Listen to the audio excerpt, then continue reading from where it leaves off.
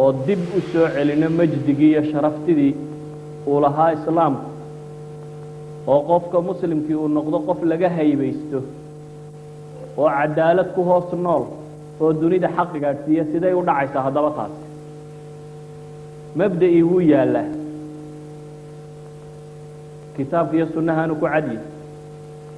laakiin sidaan u gaadhnaa sidee baan mabda'a kan intaynu rafcinno maamulka u gaadhsiinaa madalladan saree dadku uu hoos harhsanaya dowladnimo sidee baynu uga dhignaa mid islaamiya see baa dadku islaam ku noqon karaa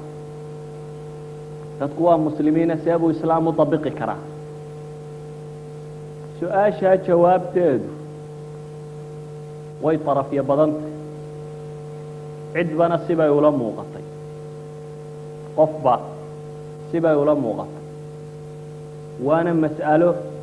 aynu odhan karno ilaa xaddin ma waa mas'ala ijtihaadiya haddaynu rabno inaynu wax qiimayno ijtihaad tiro baday aqwaal الculamaa badanna waa haystaan ama se waa akhriday ninbana mid buu iskaga yaro ta'asuro u dhankiisa isaga janjeedha laakiin waxa fiican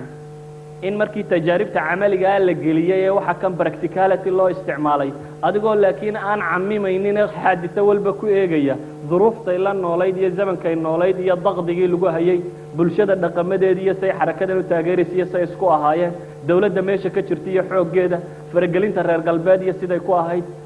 iyo